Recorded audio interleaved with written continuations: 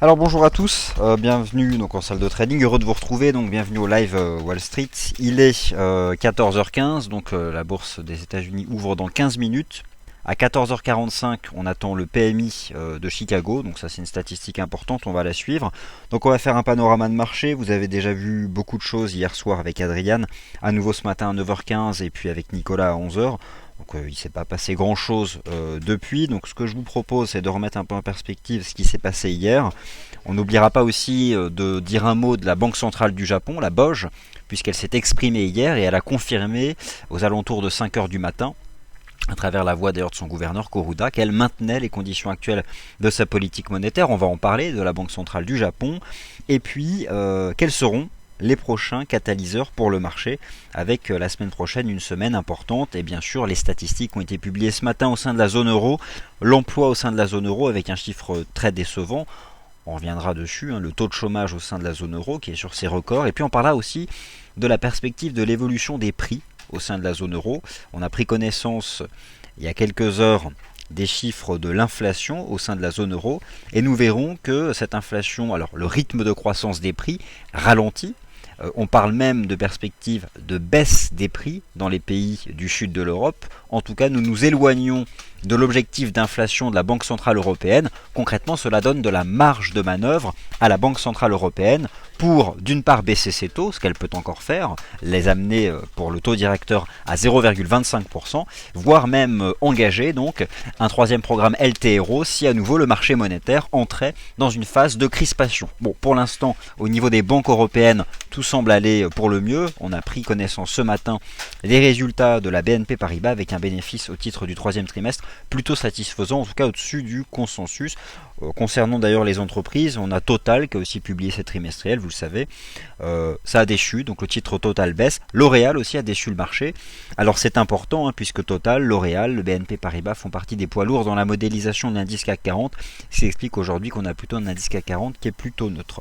Donc voilà, un petit programme, donc on va parler de tous ces éléments-là lors des 15 prochaines minutes, et ensuite on passera sur le marché, et à 14h45 on prendra connaissance du PMI de Chicago. Donc bienvenue au live Wall Street. Alors, je jette un œil quand même à la file de commentaires pour voir si j'ai parlé dans le vide ou pas. Eh bien non, son et image, ok, vous me dites donc bonjour à tous. Alors demain, vendredi 1er novembre, c'est un jour férié, vous le savez. Pour autant, les marchés boursiers, eux, sont ouverts, donc vous retrouverez à 9h15 Adrian en salle de trading, et puis toute l'équipe présente notamment donc sur le forum et Real Time News. Et ensuite, les émissions reprennent leur rythme habituel à partir de lundi prochain en salle de trading, et ce soir à 18h, une formation donc à l'analyse technique des marchés financiers. Alors, on va d'abord parler de la zone euro. Plusieurs choses d'ailleurs contradictoires et qui pourraient mettre peut-être un terme à l'envolée de l'euro ces derniers mois, notamment tout au long de l'été, la paire euro-dollar ou encore l'euro-CAD. On voit beaucoup de paires qui semblent avoir marqué des tops là depuis quelques séances, on va en parler.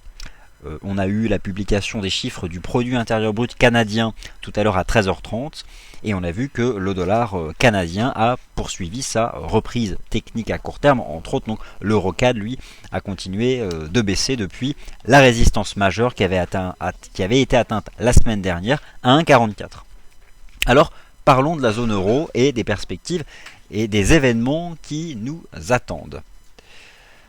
Première chose à vous montrer, c'est ce graphique-là. Alors on va le zoomer. Il s'agit donc du taux d'inflation, le rythme de croissance des prix exprimé mois par mois et en rythme mensuel au sein de la zone euro.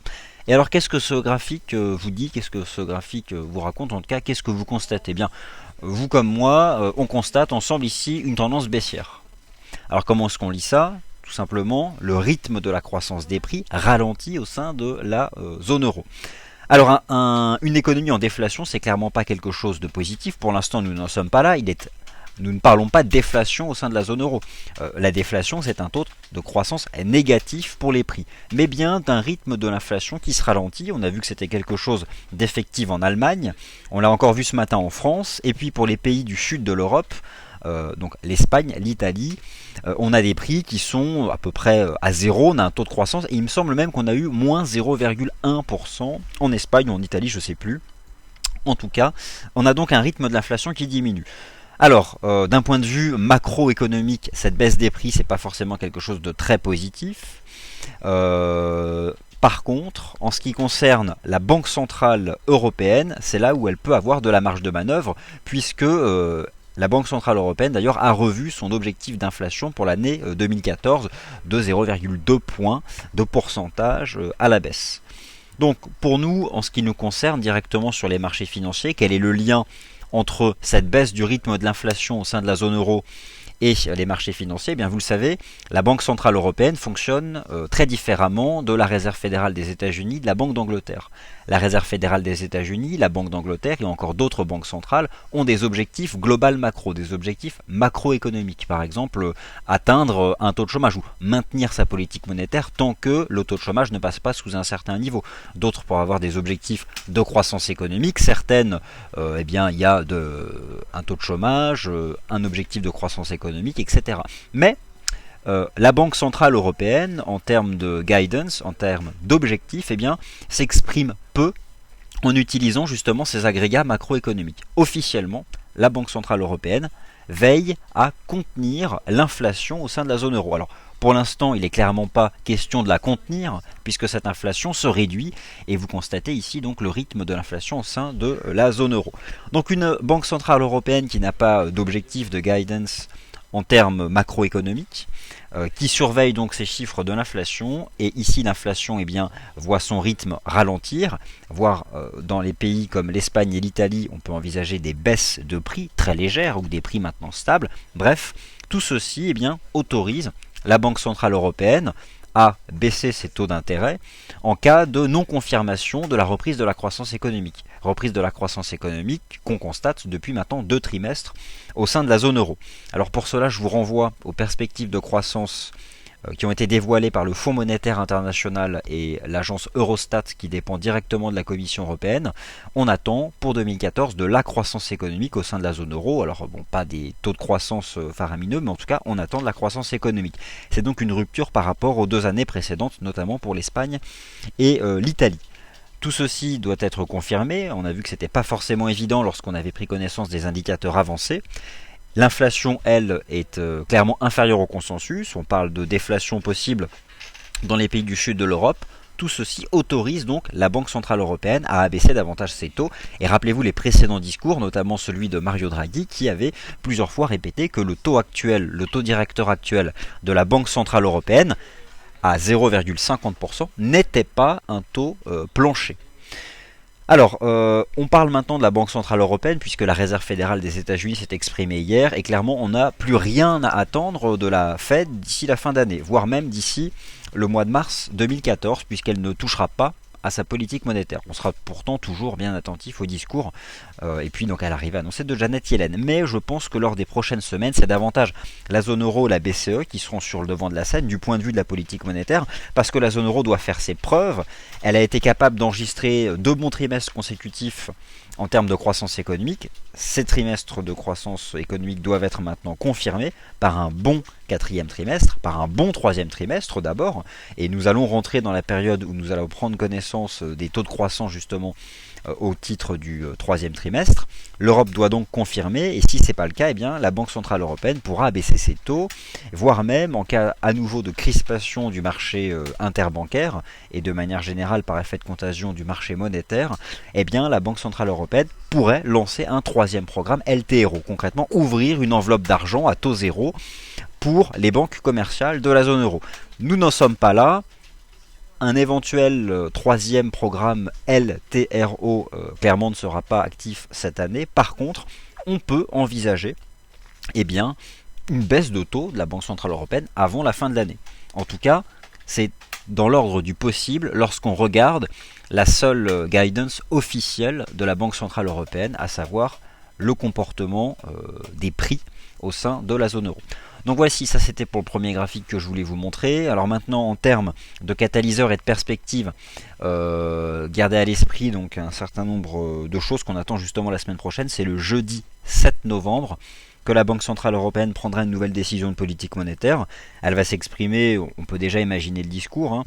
Voilà, la croissance a fait son retour ces 2 derniers trimestres au sein de la zone euro. Nous sommes sortis de la récession puisqu'on a fait 2 trimestres consécutifs positif. Elle reviendra aussi sur cette baisse des prix, et ces chiffres étonnants, puisque clairement, c'est assez commun à tous les pays, que ce soit l'Allemagne, la France. On a un rythme de l'inflation qui diminue. En Espagne, en Italie, on a même eu là, pour le mois donc de septembre en rythme annuel, un taux de croissance des prix négatif, moins 0,1. Et là, on peut parler bien de déflation, de baisse des prix. Alors, on peut s'imaginer que la BCE rappellera qu'elle peut et qu'elle s'autorise une baisse future de ses taux d'intérêt. Mais ce sera probablement pas le cas la semaine prochaine. Alors, qui dit baisse des taux possible ou envisageable, ou plus envisageable par la Banque Centrale Européenne, eh bien, on a vu que ça produit déjà depuis quelques séances un effet plutôt aux prises de profit sur l'euro de manière générale. Alors on ne parle pas de tendance baissière puisqu'elle est au contraire haussière depuis le début de l'été, mais en tout cas ça agit à la baisse sur la paire euro-dollar et on va en parler, ensuite on va revenir sur les marchés et puis voir ce qu'on peut envisager d'un point de vue technique. Du côté des entreprises, on est toujours en plein cœur de la publication des résultats des entreprises américaines et européennes et françaises entre autres pour le troisième trimestre, donc les mois de juillet, août et septembre. Le troisième trimestre de l'année 2013, Total a déçu, BNP Paribas a fait mieux que prévu, L'Oréal a déçu, pour un CAC 40 toujours atone, entre support et résistance, un marché à action globalement toujours dans une inertie haussière qui ne fait pas de nouveau plus haut, qui ne franchit pas la de résistance, mais qui ne casse pas de support pour autant. On va en reparler sur les graphiques.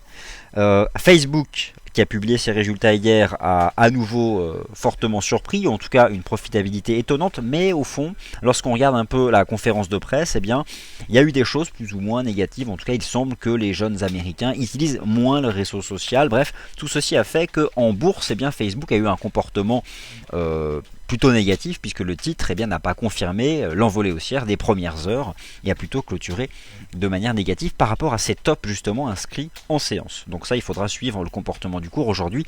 D'ailleurs, la bourse Wall Street ouvre dans 2 minutes, rappelez-vous. C'est dimanche prochain qu'on revient aux heures habituelles, puisque les États-Unis passeront à l'heure d'hiver.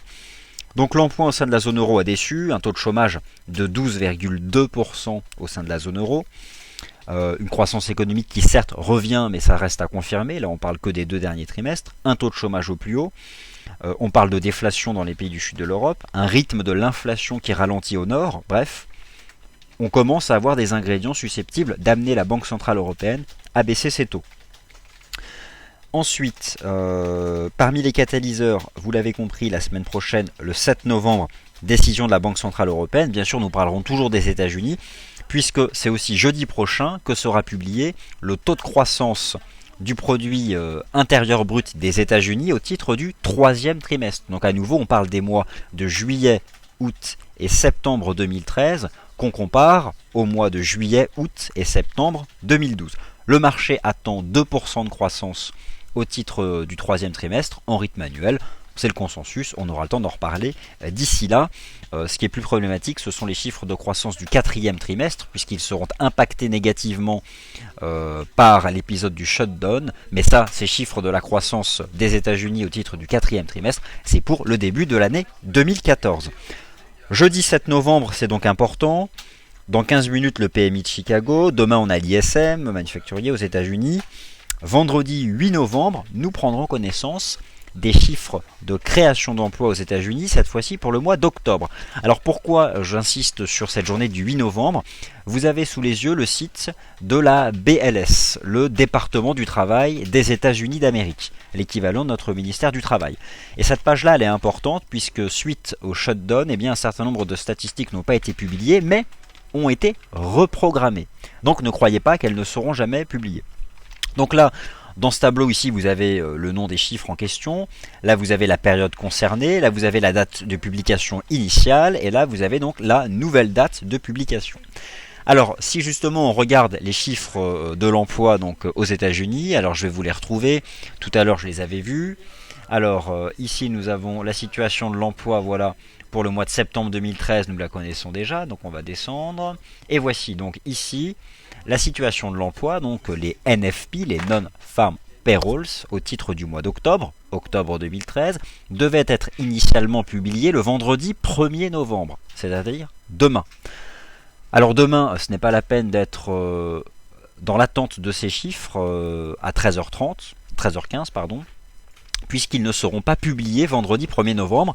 Vous constatez ici avec moi la nouvelle date de publication, c'est le vendredi 8 novembre à 14h15 et pas à 13h15, puisque la semaine prochaine, États-Unis et Europe seront à nouveau alignés avec le décalage horaire habituel. On est tous passés à l'heure d'hiver. Donc voici pour les statistiques, et puis après il y en a beaucoup d'autres qui ont été reprogrammés. Je vous laisse prendre connaissance de ce tableau. Voilà, je vous l'ai mis dans la file commentaire, donc allez-y dans les favoris si ce n'est pas fait. Ici, je vous redonne à nouveau quelque chose d'intéressant qui sont les perspectives de croissance économique mondiale selon le Fonds monétaire international, où vous constaterez que 2014 s'annonce plutôt de manière positive pour les pays de la zone euro. Donc allez-y, prenez-en connaissance, vous verrez que notamment donc l'Espagne et l'Italie, c'est le grand retour de la croissance, c'est faramineux, plus 0,2, plus 0,7, incroyable. Reste que l'année 2014 n'est pas terminée, puisqu'elle n'a même pas commencé, et puis que là, du côté des prix, la déflation qu'on commence à constater dans ces pays est plutôt quelque chose de négatif. Bon, donc ça je vous ai, voilà, j'ai copié-collé le lien. Ensuite, avant de passer au graphique, nous avons pris connaissance aux alentours de 5 heures du matin la nuit dernière d'une décision de politique monétaire de la Banque centrale du Japon. Donc c'était vers 5 heures. Je vous donne ici le lien vers le site. Et surtout, là, vous avez en anglais et pas en japonais le compte-rendu de la Banque centrale du Japon. Donc concrètement, elle a maintenu sa politique monétaire. Voilà, donc vous avez tout. Maintenant, on va passer au marché quand même. Et puis après, on va prendre connaissance du FMI. Donc c'est parti. Hop. Alors, ça, ce sont mes positions en cours. Et on va en reparler juste après. On va d'abord passer sur la MarketScope pour constater que le dollar américain semble marquer un petit peu le pas. Alors, on va regarder tout de suite l'euro-dollar. Je bascule. L'euro-dollar qui fait une mèche, donc après avoir atteint le support que nous vous avions mentionné. Donc, on va commencer d'ailleurs par l'euro-dollar tout de suite, comme ça, ce sera chose faite. Alors, aujourd'hui, l'euro-dollar, c'est important de le suivre et d'attendre la clôture. Pourquoi c'est important? Alors, l'euro-dollar, vous savez, plafonne depuis les 1,38-32 $. Et là, il a effectué un pullback dans cette zone support, comprise entre les points de clôture du 3 octobre et les précédents points de clôture annuels, les précédents top annuels en clôture. Bref, il y avait une zone de support entre 1,3630 $ et 1,3640 $. Pour l'instant, elle génère donc une petite mèche de marché. Rebond donc de l'euro-dollar qui peut-être effectuer un pullback vers la désormais résistance des 1,3710 $. Pourquoi aujourd'hui il est important de surveiller la clôture de l'euro-dollar, puisque vous avez sous les yeux ici l'indicateur RSI en données journalières, qui lui aussi est calculé uniquement à la base des cours de clôture. En cas de clôture de la paire euro-dollar au niveau actuel, ce soir, à la fermeture du marché d'échange, enfin la fermeture entre guillemets, lorsqu'on va basculer sur la session de trading du vendredi, eh bien nous pourrions avoir une cassure ici sur le RSI journalier de la paire euro-dollar. Si tel était le cas, il me semblerait probable de voir la paire peut-être revenir chercher la partie basse de son canal, qui passe à l'heure actuelle vers les 1,3460. Le scénario de marché serait donc le suivant, un rebond là à court terme, puisque clairement l'euro-dollar rebondit là sur un support important, un rebond vers les 1,3710, voire pourquoi pas aller rechercher les 1,3832. Donc on verra bien ce qui se passera quand les cours reviendront à proximité d'un 1,3710. Et puis ensuite aller chercher la partie basse du canal qui passe aux alentours des 1,3470. Mais là à très court terme, le price action c'est quoi? C'est un rebond donc de la paire euro-dollar en direction de la résistance des 1,3710 $. Pour ma part, je n'ai strictement aucune position à l'heure actuelle sur la paire euro-dollar. La position que j'ai actuellement sur le Forex, j'en ai trois. Une position longue, vous le savez, sur le FXM Dollar Index. C'est un CFD qui représente la tendance du dollar US face à yen, dollar australien, euro, livre sterling. Vous le connaissez maintenant par cœur. Donc, j'avais acheté la partie basse du canal, le support majeur, les 50% de retracement de toute la hausse qui s'est déployée entre le lancement de la phase 3 du quantitative easing en septembre 2012 et les points hauts qui ont été inscrits par le dollar américain au début du mois de juillet dernier. Pour l'instant, la position longue tient plutôt bien. J'ai eu ici un signal tout à fait intéressant, positif, confirmé en clôture de cassure haussière sur le RSI journalier du CFD dollar index. Alors pour l'instant, les cours sont en train de former un petit support à 10 455. Tant qu'il tient, eh bien, je peux envisager une poursuite de la hausse du dollar index en direction donc de la résistance ici des 10 579. En ce qui concerne la position, le stop a été donc légèrement rehaussé. Alors où est-ce que j'en suis en termes de stop sur le dollar index? Il est à 10 399, donc je l'ai mis au cours d'entrée. Donc il est toujours au cours d'entrée, je suis rentré à 10 396. Bon, pour l'instant j'y touche pas. Pour l'instant j'y touche pas, je sais pas trop ce qui peut se passer. J'attends peut-être la clôture et pourquoi pas le rehausser sous les 10 430 d'ici ce soir. Donc pour l'instant voici le scénario sur le dollar index. L'euro-dollar, on vient d'en parler, pour ma part je n'ai pas de position dessus. Ensuite, le GBP USD. Alors le GBP USD, si vous avez suivi Real Time News, Adrian vous a mentionné en données 2 heures la création d'une divergence haussière qui permet à la paire de rebondir. Pourquoi pas en direction de la résistance des 1,61 10, 1,61 10. Il n'empêche qu'en données journalières, vous avez toujours donc un range du GBP USD compris entre 1,59 et 1,62 60. Alors pour ma part, un retour vers les 1,6110 sera une bonne opportunité de vente. 1,6110, 1,6130 pour viser un retour sur le niveau des 1,59. Donc comme l'euro-dollar, je pense que là en intraday, les paires GBP USD et Euro USD sont bien dans une phase de rebond technique vers les premières résistances. 1,3710 pour la paire euro-dollar et 1,6110 pour le GBP USD. Mais à plus court terme, en tout cas pour les séances à venir, l'objectif serait donc un retour de l'euro-dollar dans la partie basse de son canal et un retour de la paire GBP USD vers les 1,59.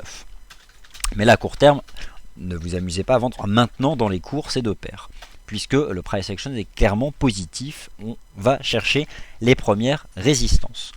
Alors, si votre anticipation est celle d'une poursuite du rebond du dollar américain, que la paire euro-dollar vous dérange, que GBP USD aussi, idem pour AUD USD USD Yen, vous pouvez toujours vous tourner vers le CFD dollar index. Alors, on va essayer de pas s'étouffer. L'USD Yen. Voilà. Alors, un instant.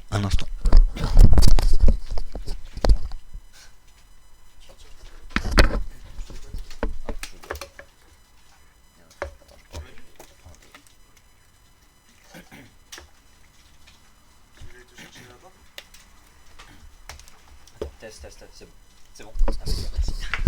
Voilà, désolé pour ce petit contretemps. Avec les émissions, on perd un peu sa voix. Donc voilà, c'est revenu. Alors, l'USD Yen. Bon, l'USD Yen, je n'ai pas changé d'opinion. Vous connaissez le principe. On est toujours enfermé dans ce vaste triangle. L'idée, c'est qu'on peut viser 103 uniquement si on franchit des résistances et qu'on sort par le haut de la figure. Pour l'instant, ce n'est clairement pas acquis. En termes de position, j'étais mal rentré. Clairement, je suis mal rentré. Je pense que certains sont mieux rentrés que moi. J'avais acheté 98, donc USD Yen, voilà. J'avais acheté 98,00. Le vrai stop maintenant c'est 96,80, la partie basse du triangle, le dernier point de rebond. Bon, voilà, le gain actuel est symbolique sur cette position longue de l'USD Yen. Il n'empêche que bon, pour les paires en Yen, c'est toujours le même principe. On sait que la politique monétaire de la Banque Centrale du Japon ne va pas évoluer, qu'elle reste accommodante. Elle reste accommodante alors même que l'inflation a fait son retour au Japon, alors même que la croissance économique a fait son retour et que le taux de chômage baisse. Pourquoi la Banque Centrale du Japon n'envisage en aucun cas une hausse des taux, seul cycle qui pourrait bien permettre au yen japonais de se reprendre, parce que la politique budgétaire, elle, du Japon devient de plus en plus contraignante. En tout cas, les perspectives sont à la contrainte économique. Pourquoi ? Parce que le gouvernement japonais, actuellement dirigé par le Premier ministre Abe, envisage de diminuer ses dépenses budgétaires et surtout d'accroître la fiscalité, notamment la fiscalité sur les ménages à travers la hausse de la TVA, taxe sur les ventes, avec un risque qui pèse sur la consommation des ménages. Et ce risque sur la consommation des ménages a été largement bien expliqué par le Fonds monétaire international. Donc, la politique budgétaire qui va devenir plus contraignante, la politique monétaire qui reste accommodante, bref, le marché ne sait pas comment interpréter ces deux politiques qui s'opposent et qui pourtant fonctionnent ensemble. Et au final, la conséquence, c'est quoi ? C'est des paires en yens qui sont neutres depuis le printemps dernier. Et c'est ce qui illustre parfaitement bien ce triangle symétrique ici sur la paire USD-Yen. Alors, bon, sur la paire USD-Yen, en termes de décompte, là si on revient à un aspect purement technique, en termes d'approche fractale, vous connaissez le principe, c'est une approche déterministe des cours. On a eu un premier temps de hausse ici qui s'est déployé sur février, mars, avril 2012, un deuxième temps correctif, un troisième temps d'hausse extrêmement puissant jusqu'à l'automne 2012, une phase 4 en forme de triangle. On est susceptible d'attendre une cinquième jambe qui nous ferait tendre au moins vers les 103. Bon, quel est le stop de cette stratégie? C'est simple, c'est 96,90. Le décompte que je viens de vous présenter, vous pouvez le jeter à la poubelle, l'écrabouiller, le déchirer, dès lors que le support à 96,90 sera rompu. Pour l'instant, la position tient, je ne touche strictement à rien, le stop est toujours sous 96,90. Si je dois sortir, je sortirai de cette position, en perte pour le coup. En cas de franchissement de la résistance à 99 yens, je modifierai le stop pour passer en gain, quoi qu'il arrive. Pour l'instant, ce n'est pas acquis, je reste confiant, c'est ma stratégie de long terme, en tout cas une que je défends le plus, je serai patient. Cette cinquième jambe de hausse, et en tout cas l'atteinte de son objectif, peut intervenir courant 2014. Donc voici pour la paire USD-Yen. Alors, ensuite, les positions. USD-Yen, ok. Alors le S&P 500, je perds parce que j'ai très mal vendu. Mais j'ai survécu, mais on va en reparler. Le dollar index, ok. Ah oui, l'eurocad. Alors l'eurocad, c'est vraiment quelque chose d'hyper beau. En fait, l'eurocad prouve l'efficacité de l'analyse chartiste pure. L'eurocad prouve bien qu'une simple ligne de tendance permet d'attraper un top de marché. Il y avait deux choses. D'une part, une résistance horizontale majeure à 1,44. Prenez votre graphique en données hebdomadaires de l'eurocad, c'est tout simple. Il y a juste à poser un niveau horizontal. Et en plus de ça, nous avions à ce moment-là cette résistance ici, cette oblique de résistance qui joignait le top de marché du 24 juin et le top de marché du 23 août. Et oh, miracle, les cours ont plafonné dans cette zone-là pour finalement casser un support, le support qui se trouve ici. Et avec le PIB canadien, l'eurocad recule. Donc là, je suis assez confiant dans l'atteinte de l'objectif, c'est-à-dire un pullback sur le précédent top du 23 août, à savoir 1,4130. Je vise 1,4130, peut-être encore 80-90 pips à perdre sur l'eurocad, et là, j'encaisserai. Là, j'encaisserai parce que c'est quand même une tendance haussière de fond. Ça a été une position qui a été prise clairement à contre-tendance, basée sur des niveaux extrêmes techniques et toujours sur cette théorie du premier test. Ça a bien fonctionné. Pour l'instant, le stop, vous voyez que je l'ai abaissé ici, il est en gain. Je pourrais même maintenant l'abaisser ici. Là, ça descend, c'est presque un couteau qui tombe, l'eurocad. Pour l'instant, j'y touche pas. Je pourrais peut-être solder 50% pour le principe d'encaisser, mais on va pas faire non plus les petits joueurs. Là, on vise 1,4130. Voilà donc pour l'eurocad. Ensuite, USD-Yen, ok. Le dollar index, nous en avons parlé. DO et CAC 40, les fameux indices. Où en sont-ils? J'en profite aussi pour vous montrer que le baril est sur support. Alors vous savez que le baril, j'en fais quand même un suivi extrêmement suivi. Justement, un suivi extrêmement suivi. Dis donc, il est temps que j'aille me reposer. Depuis le début de l'été, depuis le rejet ici dans la partie haute du canal, depuis la cassure des 100 $, en vous expliquant que chaque clôture hebdomadaire de part et d'autre du niveau des 100 $ provoque des accélérations. C'est à nouveau ce qui s'est produit. Mais là, les cours forment un support. Alors, les cours forment un support. Ok. 95-93. Il n'empêche que, clairement, ces 95-93 $ ne sont pas le point bas de l'année du WTI. Mon objectif reste un ralliement de la partie basse de ce canal haussier de moyen terme et un retour des cours sur 92,70 $. Que va-t-il se passer? Il y a plusieurs solutions. Mais le point commun est quoi? C'est qu'on va probablement construire une phase latérale comprise entre ces 96 $ et les 99 $. Je pense que nous allons donc avoir une phase latérale dans cette zone-là avant que la moyenne mobile à 20 jours, particulièrement efficace sur cet actif, vienne appuyer sur les cours, vienne vraiment appuyer dessus, pousser dessus pour faire que le support à 96 $ finira par céder. Je vais vous remontrer quelques graphiques hebdomadaires qui sont un peu plus parlants juste après. Les indices. Alors, les fameux indices, qu'est-ce qu'ils deviennent fatigants? Et pourtant, nous sommes toujours dans une phase complètement d'inertie haussière. Alors, là vous avez l'indice CAC 40, le PMI donc 65,9. Alors, a priori, un très bon PMI. Les attentes étaient 55,9 pour le PMI de Chicago, on a 65. Donc un très bon chiffre. PMI de Chicago, merci Edouard, hop, merci Daisuke, merci à tous, voilà, vous nous l'avez posté. Donc un très bon PMI, comme le dit Edouard, et comme vient de le dire Adrian, puisqu'on attendait 55,1, il ressort finalement à 65,9. Bon bah ça va clairement soutenir les indices. Bon, que penser de ces indices? Je pense qu'on a tout dit, vous le savez, une tendance haussière qui s'altère, un positionnement de moyen terme qui est clairement de toute façon suracheté, qui clairement avantage ceux qui ont des positions haussières de long terme, mais pour ceux qui ne sont pas aux positions longues sur les indices, vous ne pouvez pas acheter au niveau actuel, c'est compliqué. Bon, le canal haussier du CAC 40 passe exactement à 4345 points, donc nous n'y sommes pas. Hein, voilà. Nous ne sommes pas dans la partie haute du canal haussier du CAC 40. Nous avons toujours cette compression, cette tendance haussière qui s'altère. Compression d'ailleurs identifiable aussi sur le RSI journalier de l'indice CAC 40. Donc je vais peut-être d'ailleurs me faire stopper sur cette position puisque j'ai rentré un long à combien? J'ai rentré un short à combien hier là-dessus? CAC 40, 4298 points. Bon, ça vaudrait franchement pas le coup de mettre le stop à zéro. Autant jouer le scénario jusqu'au bout. Hier j'ai vendu le test des récents sommets. C'est une petite position. Je maintiens le stop donc à 4331 points. Par contre, en ce qui concerne le Dow Jones, c'est quand même plus appréciable. Donc le CAC 40, là rien de nouveau. Hein. Sur les indices, toujours inertie haussière, phase latérale, comprise donc entre 4230 points et 4307 points. Nous ne parlons absolument pas de signal de vente sur le CAC 40. Il n'y a aucun signal de vente. La seule signal de vente, s'il y en avait un, ce serait la cassure d'un support. Et le seul support à surveiller, c'est 4230 points. Ici, je vous ai donc rappelé les éléments importants. Le canal haussier de moyen terme, qui passe actuellement à 4345 points et 4315 points. Les 50% de retracement de toute la baisse déployée par ce marché entre juillet 2007 et mars 2009, pour être précis. Le DAX, aucune vente pour ma part n'a été enclenchée hier. Ma vente a été enclenchée sur le dos. Le DAX, rien de nouveau depuis hier.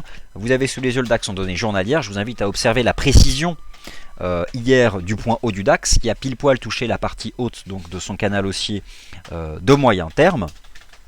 Et donc là, il ne se passe plus rien. Mais on est vraiment en dessous. Pour ma part, tant qu'on reste sous les plus hauts de la séance d'hier, on s'expose à un marché de pullback vers 8770. Ça n'a rien d'exceptionnel, un pullback sur un support. Bon, donc voilà quel serait le principe. Tant que nous restons en position donc sous ce canal et sous la partie haute, sous les points hauts inscrits hier. Le MIB ressemble au CAC 40 dans sa construction technique à court terme, à savoir un double sommet. Alors double sommet c'est un peu excessif, car le double sommet est une figure d'inversion de tendance chartiste. Bon, j'aurais pu écrire double test des récents tops. Double sommet il y aura si et seulement si le support ici à 18 653 points est rompu, car il s'agit de la ligne de coup d'une potentielle figure d'inversion de tendance à court terme, encore une fois. Pourquoi à court terme? Car là je m'intéresse à l'axe du temps, l'axe des abscisses. C'est comme ça qu'on évalue la portée d'une figure chartiste, tant son amplitude, mais aussi ce qu'elle balaye sur l'axe du temps. Et là donc c'est une petite figure. Donc même si les 18 653 points devaient être rompus, l'objectif du MIB correctif serait peu élevé de toute façon. Mais, point commun là des indices en Europe, on reste bien en position sous les sommets. Idem ici pour l'IBEX. Alors l'IBEX, je vous invite aussi à suivre le RSI en données journalières de l'IBEX. Il est aussi impressionnant, pile poil l'indicateur est venu taper l'oblique ici. C'est pareil, tant que ça tient, pas de signal de vente. Ni sur l'indicateur, ni sur le prix. Donc pour résumer la situation des indices actions européens que vous connaissez, nous avons des tendances haussières en place depuis septembre 2012. Un cycle haussier en place depuis juin dernier. À court terme, une tendance haussière qui s'altère, des figures de compression, des nouveaux tops qui ne sont plus faits. Nous sommes dans la partie haute de canaux haussiers de moyen terme, au contact de résistance importante. Nous parlons bien donc d'un rythme haussier qui ralentit, mais pas de signal de vente actif pour l'instant, tant sur les indicateurs que sur les prix. Vous connaissez les supports à surveiller pour éventuellement donner le point de départ d'un marché de prise de profit. Donc, pour les indices, je repasse sur la plateforme. La position CAC, je la garde. Alors, la position Dow, par contre, là, je prends une centaine de points. Alors, la position Dow Jones, c'est quand même nettement plus appréciable. Pourquoi? Car là, j'ai vraiment attrapé le point haut. Si on les affiche ici les informations de trading. Voilà. Donc hier, là pour le coup, c'était tout simple. Hein. L'idée, encore une fois, c'est d'agir au premier contact. Comme sur l'Eurocad, bah là pour le dos c'est pareil, il revenait au contact donc de ces sommets historiques. Car là vous avez bel et bien sur l'indice Dow Jones donc les sommets historiques qui avaient été inscrits ici le 19 septembre dernier à 15 722 points. Donc dois-je toucher à cette position? Dois-je encaisser? Le Dow Jones va-t-il exploser à la hausse?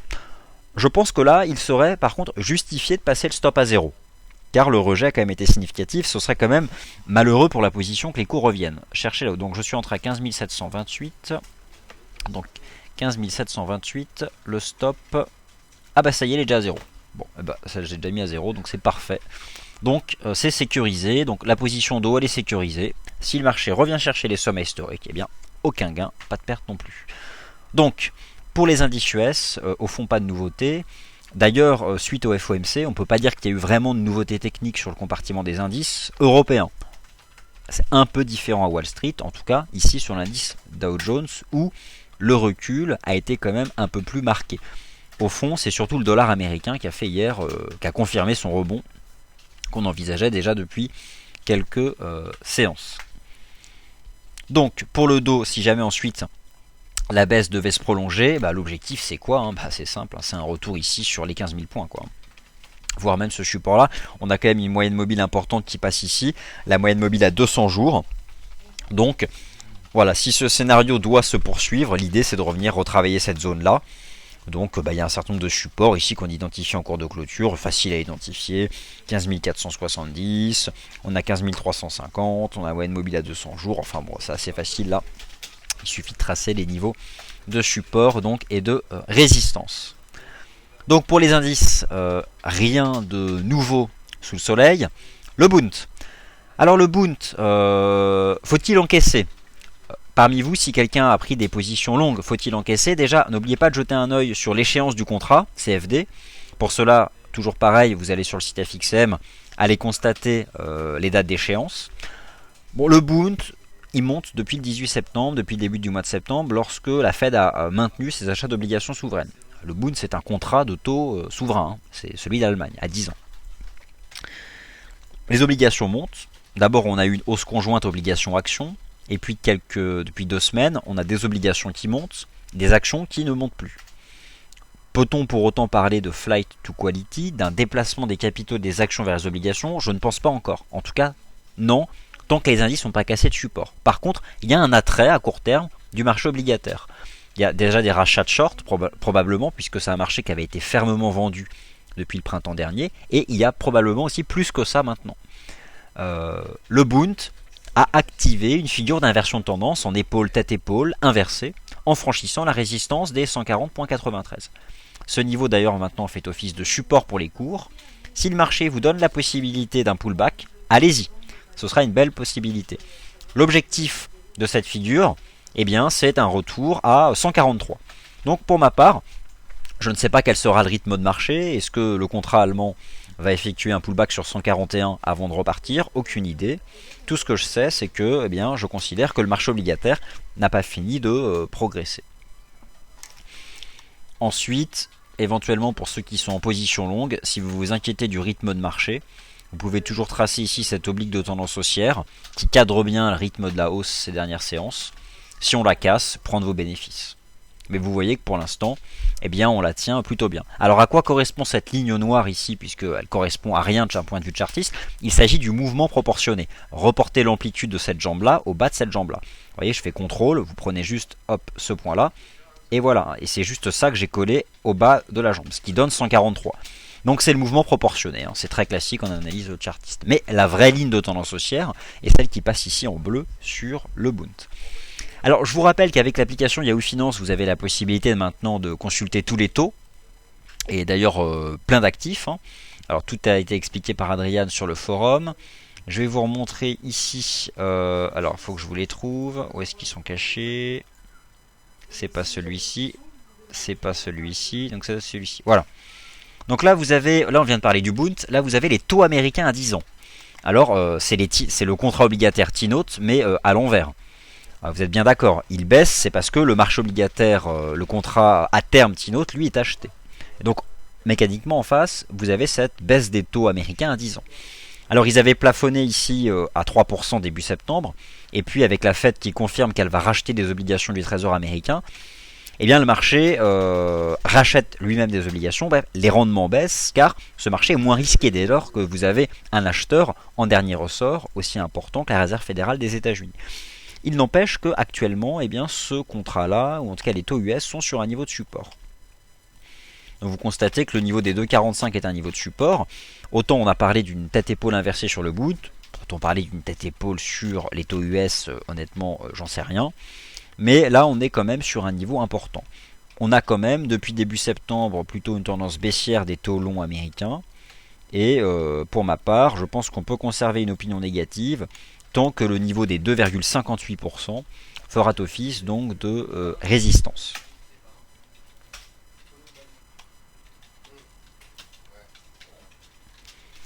Alors, l'Eurocad.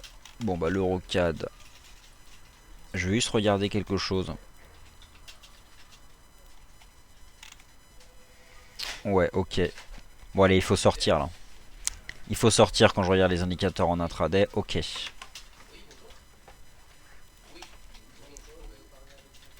Allez, on sort de l'Eurocad.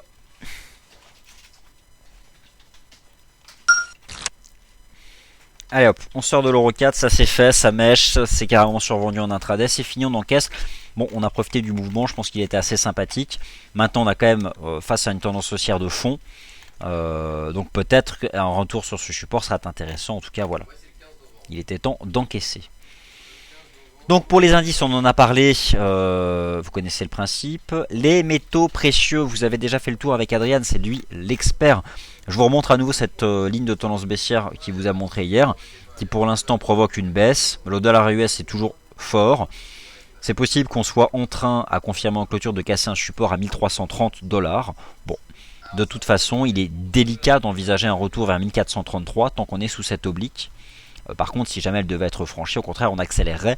La seule stratégie là serait, je pense, un achat sur cassure des récents sommets sur l'once d'or. Là, à court terme, eh bien, on est plutôt en train de revenir vers un support qui se trouverait peut-être à 1310 $. On a aussi quelque chose ici à 1320. Bon, on est sur support, mais pour ma part, je n'irai pas l'acheter tout de suite là au niveau actuel des cours. L'once d'or. Idem pour le baril, on en a parlé. Le Lucas Oil, rien à dire. Le copper, rien à dire. Et l'argent, bah, c'est compliqué. L'argent, il n'y a aussi pas grand chose à dire. Franchement, c'est complètement fouillis. Mis à part le fait qu'il a tenu ici une oblique. On est peut-être ici, voilà, on a reculé sous la résistance des 23 $. Donc on a d'ailleurs formé une belle résistance ou confirmé qu'il y en avait une effective qui se trouve à 23 $. Bon, pour l'instant, les métaux précieux restent sous résistance. Les fameuses obliques dont Adrien vous a parlé. Et d'ailleurs, je crois que vous avez... Voilà, ça va être plus simple.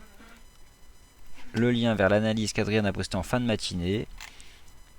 Où donc il vous montre... Voilà, pour l'once d'or, je trouve que ce graphique est hyper parlant. Vous avez ici un graphique de l'once d'or, ce sont des chandeliers mensuels. Et vous voyez en fait dans quelle compression actuellement se situent les métaux précieux. L'once d'or soutenue par une oblique de tendance haussière en données mensuelles et une résistance mensuelle à 1420 $. Bon, bah, clairement, ne vous attendez pas à autre chose que des dérives, une dérive latérale dans cette zone-là. Alors je pense des prochaines semaines, voire ensuite on en sortira. Si on franchit les 1420, on ira rechercher les 1550. Si par contre on casse cette oblique, on ira rechercher les récents bas à 1180. Pourquoi c'est important aujourd'hui les graphiques mensuels? Nous sommes le 31 octobre. C'est donc ce soir que vous allez avoir votre incrément de prix sur vos graphiques en données mensuelles. En clair, votre nouveau point de clôture mensuel, votre nouveau top ou bas, votre nouveau chandelier mensuel définitif. Donc c'est important. D'ailleurs, demain matin, je pense que c'est le premier travail à faire. Et pour ma part, je le ferai. Et je posterai tout ça sur le forum. Actualisez tous vos graphiques en données mensuelles. Donc voilà concrètement ce que s'apprête à inscrire l'once d'or en données mensuelles ce soir. Alors l'argent, non ça c'est toujours l'once d'or en horizon de temps inférieur. Voilà, ça c'est l'once d'or en horaire. Où voilà, donc Adrien vous rappelait l'importance de cette zone support comprise entre 1311 1330. Bon, c'est pas forcément hyper clair comme ça en intraday. Et au final, en données journalières, on peut envisager toujours un scénario de rebond tant qu'on tiendrait donc ce support compris entre 1265 et 1275. Vous avez une moyenne mobile ici à 20 jours qui avait donné un signal d'achat lorsqu'elle avait été franchie. Vous voyez qu'elle passe actuellement à 1317. Alors d'ailleurs, est-ce qu'on n'est pas actuellement en plein dessus? On va regarder.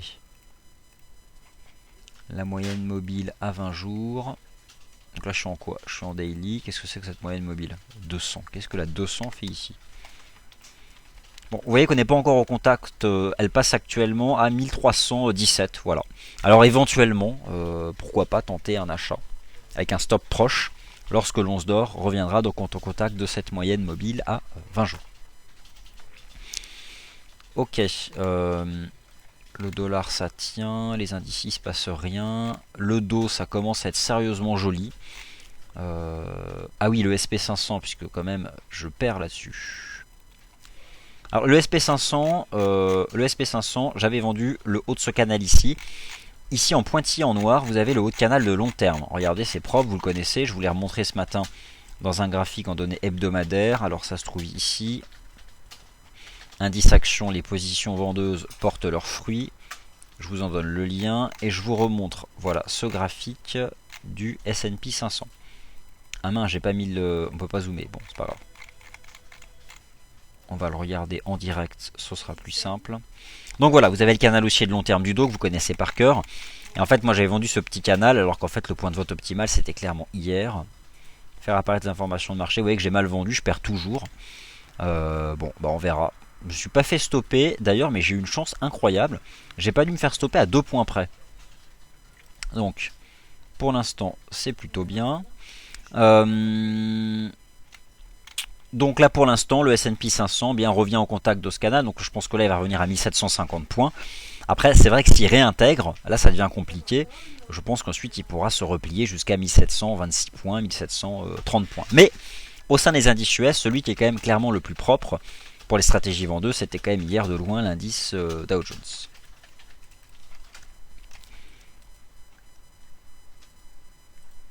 Alors Panthère part en vacances en fin d'année. Daisuke, rachat de short.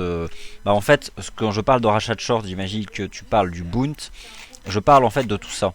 C'est-à-dire que tout le mouvement baissier qu'il y a eu ici sur le Bund depuis donc le mois de mai dernier, je pense qu'on a encore probablement dans cette phase-là des gens qui prennent leurs bénéfices. Donc des vendeurs nets qui encaissent des gains.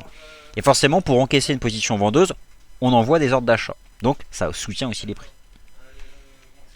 Donc pour le Bund, ça se passe toujours plutôt bien.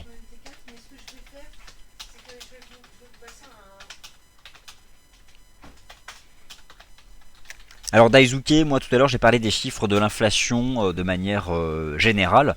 Alors ensuite, il y a en effet, lorsqu'on calcule un indice d'inflation, entre autres ceux calculés par Eurostat, c'est basé sur une formule, hein. Il y a en effet des composantes. Là, je pourrais pas vous donner exactement comment calculer cet indice d'inflation. Mais ça peut être en effet intéressant d'aller étudier ça en détail pour comprendre pourquoi est-ce que le rythme de l'inflation diminue, d'où ça vient, est-ce que ça vient de l'énergie, est-ce que ça vient de l'alimentation, en effet, pour comprendre derrière et envisager des perspectives. Mais ça c'est le travail des économistes, hein, ceux qui étudient, qui décortiquent les statistiques macroéconomiques. Après on ne peut pas tout faire, mais en effet ce serait quelque chose d'intéressant, j'essaierai peut-être de faire ça.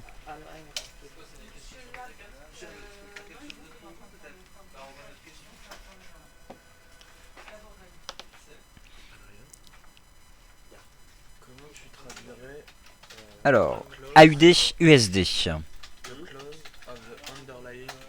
La UD USD c'est toujours le même principe. On a cassé un support qui fait désormais office de résistance à 0,9530. L'objectif c'est d'effectuer un pullback sur les 0,93.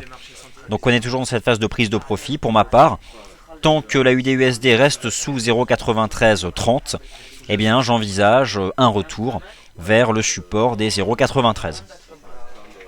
Le NZD USD. Oula, alors celui-là je le suis beaucoup moins bien, c'est un vrai bordel là-dessus. Bah, le NZD USD, lui, il a à peu près fait le même scénario en cassant ce support là. Maintenant, on voyait qu'il a finalement rejoint 0,82. C'est cette ancienne résistance qui est devenue support. Alors, décidément, ce graphique est loin d'être actualisé car je ne le suis pas du tout en fait. Mais là, que penser à court terme du NZD USD? Écoutez, pour ma part, ça reste toujours baissier. Le NZD USD. Alors, on va essayer de déterminer des niveaux un peu plus propres parce que là, bon, c'est pas tellement travaillé. Donc là, peut-être, on est en train d'effectuer probablement une reprise. Bon, il y a une résistance assez évidente. Une résistance assez évidente qui passe ici, là, sur le NZD USD. Voilà, c'est possible que cette paire aille rechercher les 0,8340. Mais pour ma part, 0,8340 sera probablement donc un bon cours de vente. Mais bon, je ne suis pas très bien cette paire, j'ai pas une conviction non plus extrêmement forte là-dessus.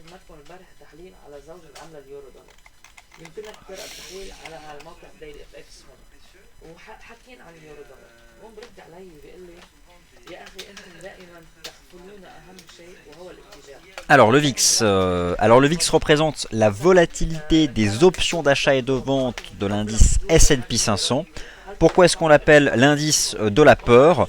Car en fait il représente à travers son activité les stratégies de couverture des intervenants.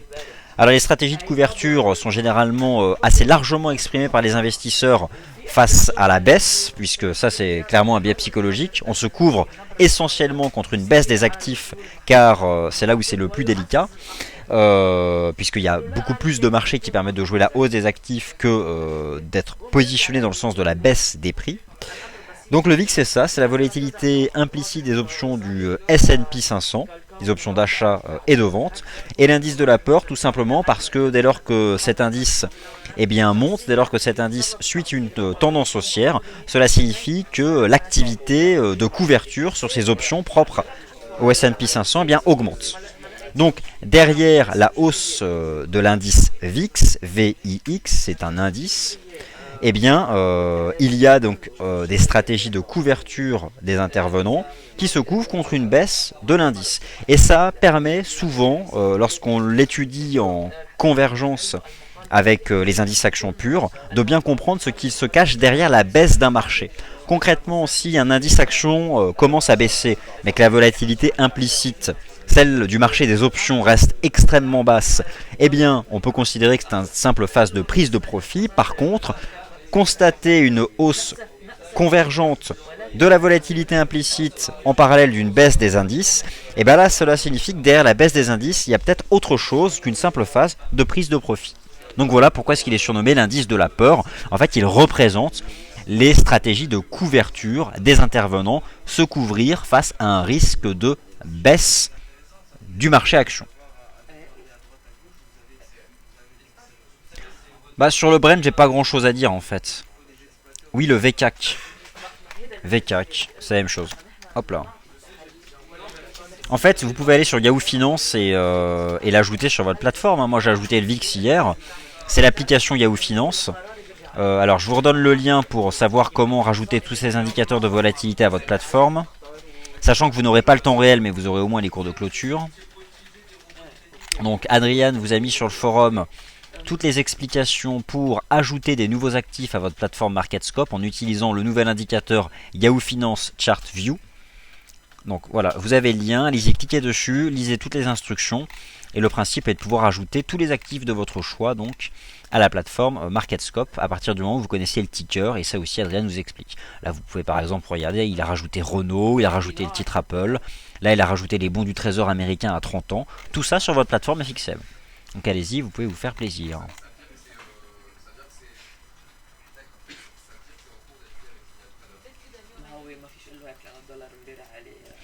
L'euro 4 continue sa baisse, c'est parfait. Ça doit être le VSTOXX pour l'Eurostock 50.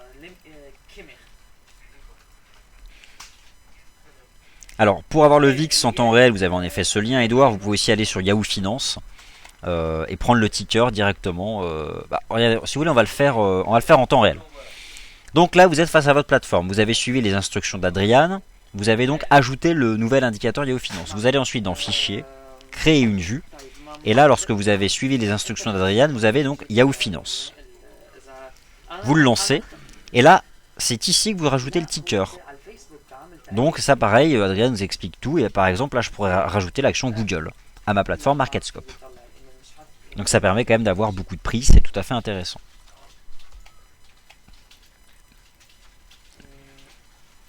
L'USDK, alors je sais que Nicolas est aussi dessus. Alors, problème, c'est que le dollar canadien a été fortement recherché suite à la publication.